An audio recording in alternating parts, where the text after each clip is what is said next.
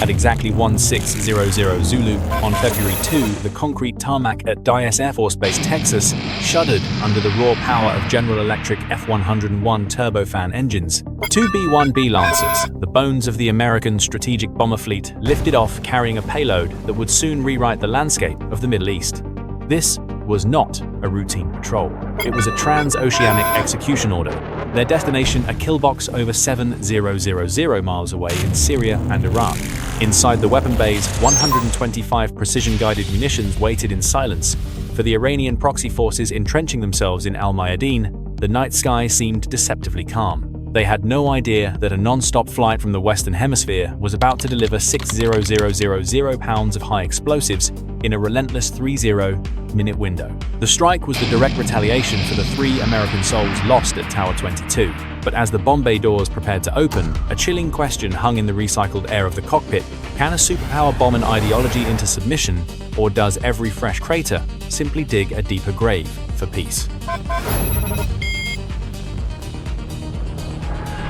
To understand why a heavy strategic bomber was tasked with a mission usually reserved for tactical fighters, we must rewind the clock 120 hours.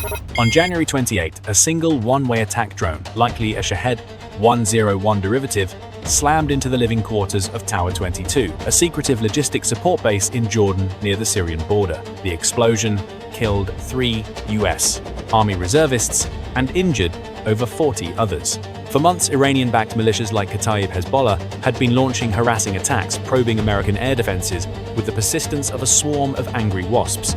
But this time they drew blood. The unspoken rules of the gray zone conflict, where adversaries trade blows below the threshold of total war, had been shattered. Washington could no longer afford the luxury of restraint. The strategic calculus in the Situation Room was terrifyingly complex. Strike too softly and the militias would view it as weakness, emboldening them to launch larger waves. Strike too hard, perhaps directly inside Iran and the United States, risks igniting a regional conflagration that drags the entire Middle East into the abyss.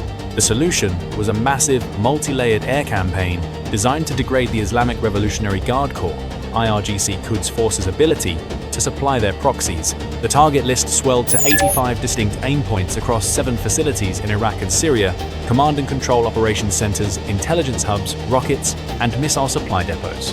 This was not just a punitive expedition, it was a demonstration of global reach.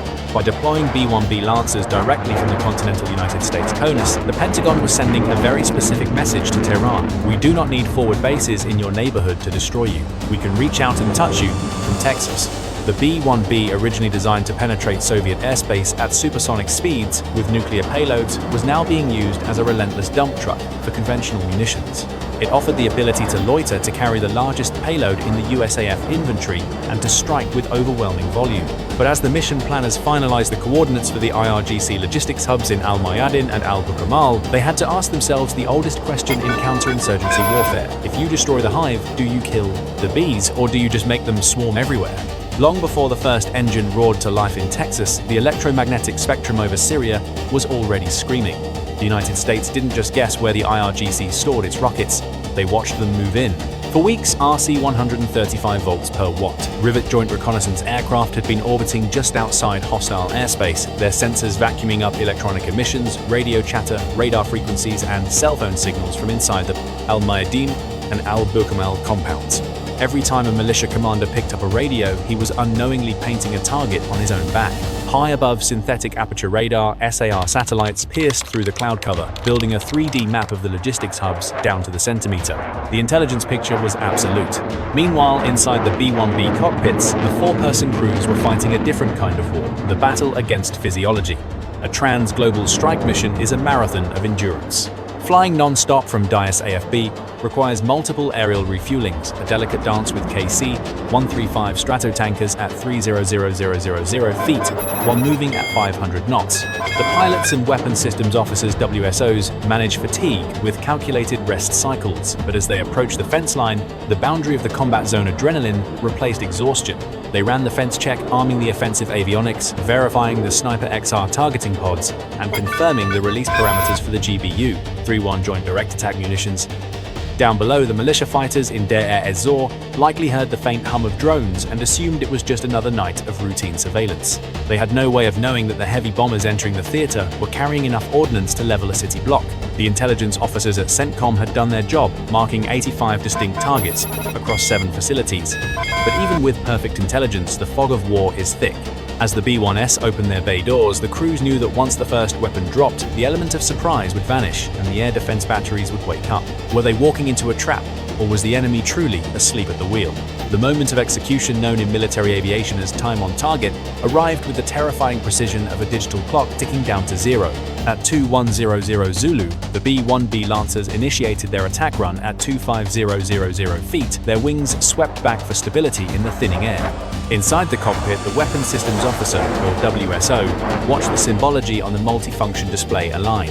There was no need for a dramatic dive or a visual acquisition of the target through the canopy. The coordinates for 85 separate aim points had been uploaded directly into the aircraft's mission computers. The bomb bay doors, massive hydraulic jaws capable of swallowing a school bus, snapped open, exposing the payload to the freezing slipstream. Then the aircraft lurched upward, suddenly lightened by tens of thousands of pounds, as the GBU-31 Joint Direct Attack munitions began their descent. Down in the Al-Mayadin and Al-Bukamal districts, the militia fighters' world ended not with a whimper, but with the supersonic arrival of 2 000-pound penetrating warheads. The JDAMs didn't just fall, they steered. Fins on the tail kits manipulated the airflow 50 times a second, guiding the heavy ordnance through the dark with GPS accuracy correcting for wind drift and atmospheric density. The first impacts were seismic. These weren't fragmentation grenades designed to kill infantry in the open. These were bunker busters and delay-fused heavy weights designed to punch through reinforced concrete roofs before detonating inside. The command centers collapsed instantly, imploding into dust and rebar. But the true devastation came from the logistics hubs. As the bombs found the weapons storage facilities, the night sky was lit up by massive secondary explosions.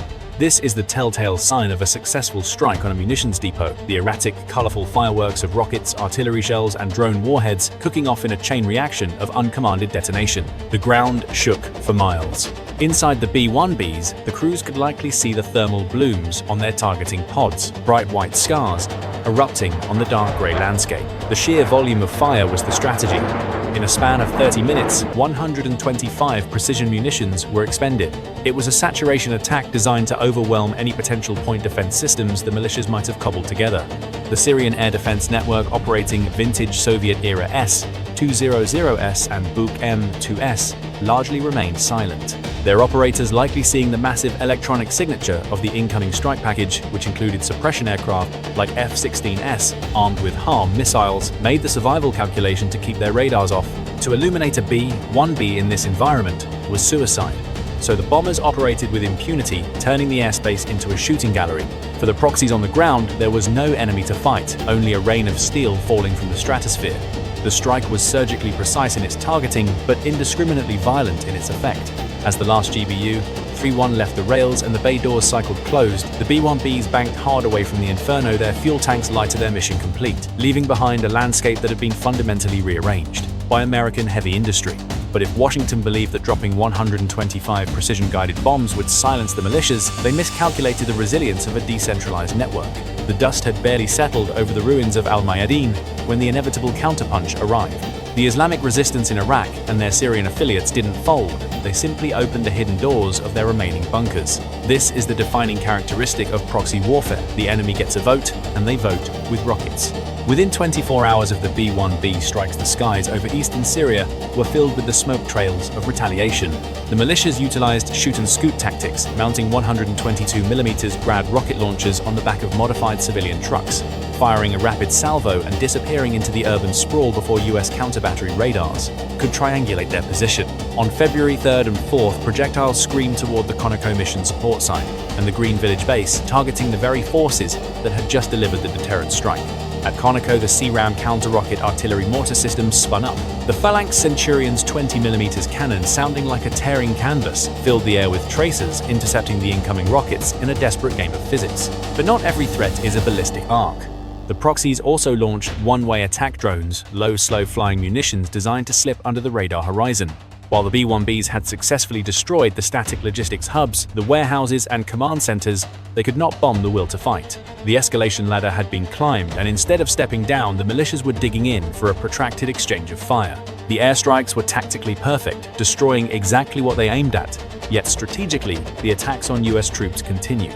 It was a stark reminder that in 2024, you can incinerate a supply depot with a button press from Texas, but you cannot bomb an ideology into submission. The choice of the B-1B Lancer for this specific mission wasn't accidental.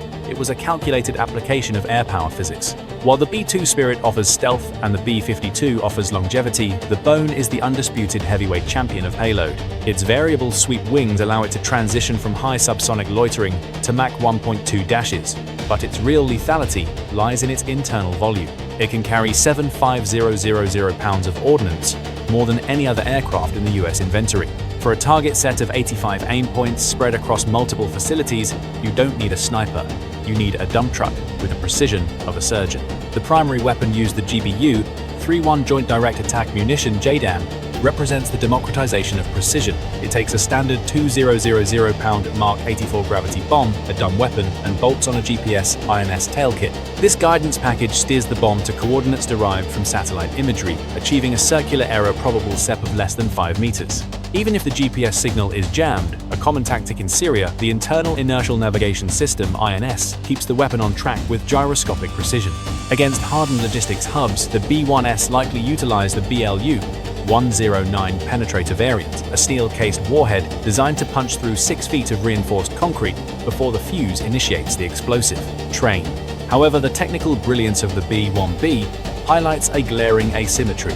The aircraft costs roughly $60,000 per flight hour to operate. The targets it destroyed, warehouses full of Iranian-supplied rockets and Shahed 101 drones, are bargain bin technology. The Shahed series are effectively flying lawnmowers, slow, loud, made of fiberglass and guided by commercial GPS.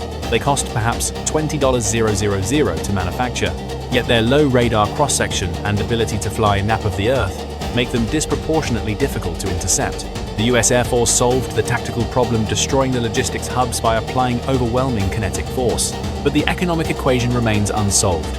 We are using billion-dollar platforms to destroy 5-figure threats, a cost-exchange ratio that favors the insurgent, not the superpower. The Battle Damage Assessment (BDA) photos that reached the Pentagon the next morning showed a landscape of smoking craters, where command nodes used to stand. Tactically, the mission was a textbook success. The B-1B Lancers had effectively severed the immediate logistical arteries of the IRGC in the Euphrates River Valley. By vaporizing 85 distinct targets, the US Air Force degraded the throughput of lethal aid flowing from Tehran to its proxies. For a few weeks, the rocket supplies would be tight, the drone launches fewer, and the militia commanders would be forced to keep their heads down, moving only in the shadows of the electromagnetic spectrum. But in the Middle East, destroying hardware is the easy part. The strategic impact was far murkier. The strikes did not break the will of the proxy network. They merely forced a temporary recalibration. The IRGC operates on a timeline of decades, not news cycles.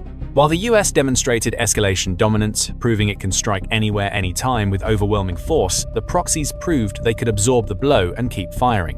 This leaves Washington walking a geopolitical tightrope. To strike harder risks igniting a direct war with Iran, a scenario neither the White House nor Tehran truly wants.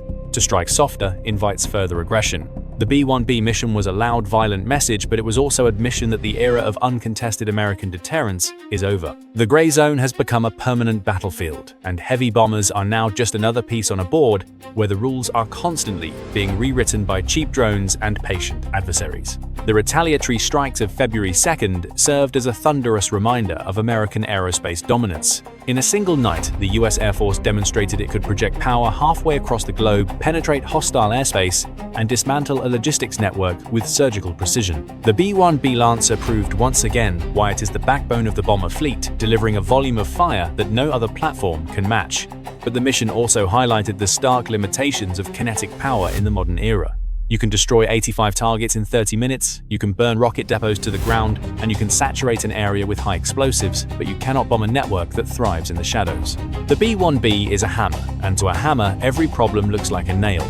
But in the shifting sands of proxy warfare, the nails are moving, adapting, and firing back. As we move further into this decade, the definition of victory is changing. It is no longer about who can drop the most tonnage, but who can sustain the cost of conflict when $1 million missile chases a $1,000 drone. The United States won the Battle of Al-Mayadin with overwhelming firepower, but the war of attrition continues, fought not just with bombs but with economics and resolve. If you want to dive deeper into the next generation of bombers designed to solve this very problem, the B-21 Raider, make sure to hit that subscribe button. We'll see you in the next one. Bye for now.